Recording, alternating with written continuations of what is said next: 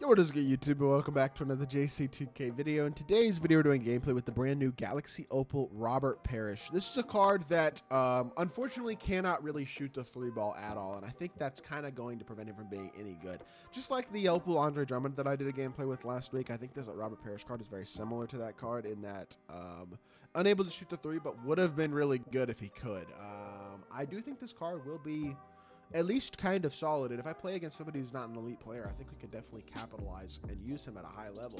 You can definitely use this type of card, but he does limit your team because of the lack of spacing that he provides. So I think you get this card for level 30. Before we hop into the video, if you haven't already, make sure you hit that subscribe button. Help me push towards the 25,000 subscriber mark on the channel. I upload every single day. Tons of consistent daily MyTEAM content. Would really appreciate it if y'all do subscribe. And without further ado, let's hop right into it. So let's start off by talking about stats and badges. So Robert is 7'1" at center, great size, 99 offense and defense, 97 driving layup and 97 post game, 90 mid range, but a 45 three ball. Make that a 75, and this card's a dog.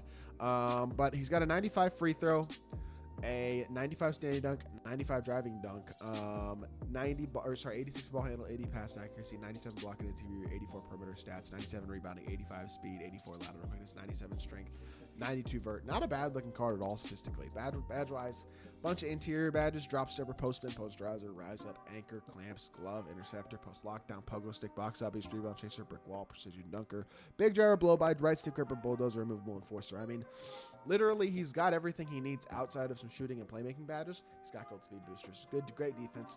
Could use shooting badges and stuff, but there's really no point to adding shooting badges on a 45 three ball is the thing. Same thing with playmaking badges. Like, if this card had a 75 three ball, he'd be phenomenal. He really would. I would be very, very intrigued by this card in a lot of ways, and I think he'd be really, really good, but unfortunately, he does not. He has a 45 three ball, and unfortunately, I don't think that's really consistently greenable at all. But the release is so butter, bro. Like, look at this jump shot. It's straight up and down. It's easy. It feels consistent. You just can't green a 45 three ball, so it's like, you can green the mid-range with consistency, drill the mid-range right there. Gonna drill this one as well. I mean, his mid-range release, it's super smooth. If he had a decent three ball rating, he'd be a pretty consistent shooter off rip, especially with some added shooting badges. And I mean, athletically, he's phenomenal. He's got a massive player build. He's really, really big at the center spot. He's an elite defender, elite rebounder.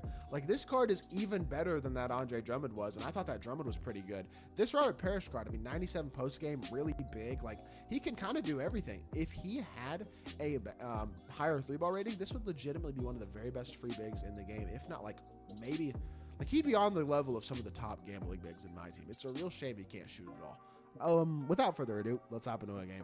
Let's see what Robert Parrish can do. Alright, so honestly, our opponent's team for this gameplay kind of sucks. He's got Opal Zion, Pink Diamond Carmelo, and like a couple diamonds and amethyst. Like, his team is pretty booty, I'm not gonna lie to y'all. But that's okay. I'm doing gameplay with a non-shooting center. I don't need to match up against the best team in the game anyways. Hit our pop, catch, blow by, attack the rim, hop step through, get to the rim. Big Robert. Oh my goodness, he's tall. It's all right. We didn't get the board there. That's bad offense. I shouldn't have got up with that. That was a terrible decision, terrible take. Not a good way to start the game. If this card could shoot, I'd be so high on him. I really would. Like, I promise y'all I'd be so high on this card because his release is really nice. And with this level of size, player build, all that type of stuff, I mean, he looks like Shaq out there. He looks like Hakeem. He looks like D-Rob, Wilt. Like, those types of bigs. And I think that's, at a very minimum, the level of card he would be on if not for a complete inability to shoot the ball outside of the mid-range. Like, we can shoot this. I'm shooting this one. Oh, he got there. Why are you jumping at me with Shaquille O'Neal, you lame? I do want to shoot the mid-range if I can, but I don't think that's going to be too effective. Play this. Move your feet. The thing about Parrish is he also is a really good perimeter defender. He's so big with legit perimeter defense. Like, he'd be so good in a lot of ways if they had just given him a capable three ball. Run the floor. Good board. Push the ball in transition, run the floor, over to Tyrese Thomas, catch, shoot, open three ball, good pass, good shot. We will take our assist. And finally on the board right there, run back defensively. Let's X-switch this, please. Nope, we're not going to be able to do it. That's fine, we'll wall him up. Oh, wow, he just, like, got a really interesting layup animation, went middle, and just wasn't able to, I wasn't able to get a contest on that at all. Drag back here, same side, size up, drag, walk it. Ooh, good move. Reset it up top, reset. Same side, Hezzy, yes, sir, go this way. Beautiful. Now, I'm gonna try to shoot a post hook. Let's see if we can get a post hook up. Post hooks are not good in this game, bro. I promise they are not at all.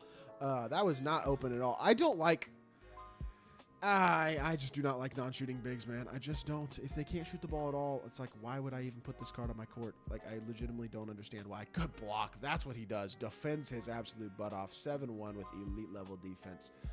That dude just tried to take a charge. I'm not letting you take a charge on me. Imagine. Hop step through, get inside. Look at Parrish. Hop step himself to the rim for a dunk. Very nice finish there. And we have now taken a 5-3 lead. Steal. Oop. Doesn't reach toward the ball at all. Chase down block again. Chase down. Oh, he hop stepped. If he hadn't hop stepped there, that was a chase down block waiting to happen. But that was actually kind of a smart hop step, and I just kind of jumped into his back. So, not a great start to this game, honestly. 2-1-1 for Robert Parrish is not like nothing special. Just doing gameplay through a non-shooting center is such an annoying thing, especially when, like, it depends on how your opponent plays defense on a lot of things. But I can basically just try to slip the screen. He doesn't slip the screen, so now I'm just left having to reset the ball up top because Parrish didn't cut. So now I got to reset the whole possession. Now space is still not, there's still nothing open because he hasn't slipped behind Shaq at all. So it's just like I have to reset the ball over here and I just got to shoot the three because I can't get the slip open. He won't slip behind the center. Apparently I can't get the slip open. I don't know what you want me to do. I'll take my open three ball. Great screen by Robert Parrish.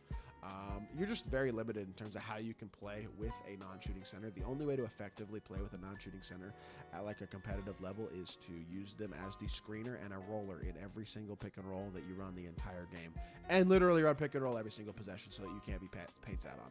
If you do that, then Robert Parrish is pretty viable. Outside of that, he's really not very viable for very many people at this point, because despite his defense, despite his good release and all that type of stuff, I can't do anything with this card because unless he gets open for the slip, and the way this dude's defensive settings are, I can't seem to slip behind him. I don't know why.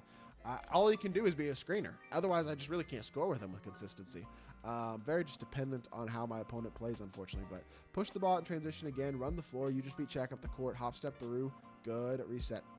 Mismatch here. Same side, Hezzy. Beautiful. Go by him. Stop. Pop. I mean, if he's doing one thing well, it's setting really great screens. I'm not going to lie. Standing layup. Oh, he's tired. Golly, I'm trying to standing dunk with a meter, too, and he shoots a layup because he's gassed. That was going to be a wide open dunk, and he passed out of it. I don't think he meant to do that, but run the floor again. Cut for me, Parrish. Please, cut behind him, bro. Oh, my. This card is not worth using, man. I had a lot of success in my Andre Drummond gameplay last week because of the guy that I was playing against and the way that he was playing, allowing me to have a lot of success with that Drummond card. But a non-shooting center is just so freaking tough to use because it's so hard to get them involved. And, like, to be fair, I'm doing a gameplay right now. If I wasn't doing a gameplay, it'd be a lot simpler. He doesn't have to be involved offensively very much. Like, you don't have to try to score with him. But in order for him to be effective, he literally has to be the screener and the roller in every single play, and you have to run pretty much exclusively pick and roll, which just limits the creativity of your offense significantly. And it's the main reason that a non-shooting center is such a problem in this game is because a non-shooting center, look, I could just paint it off a Shaq. He's got a non-shooting center right here, and I can get stops off of that. Unless, I guess, he runs a three-point play. A three-point play is a good way to stop the paint sitting, I guess.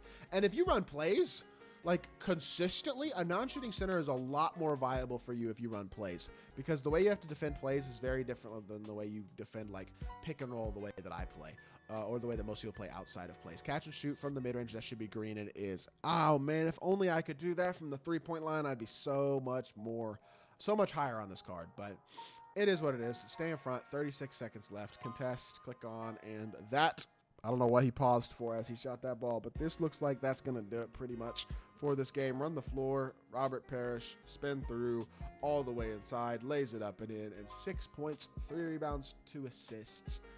Filling up the stat sheet at least a little bit, I'll say that.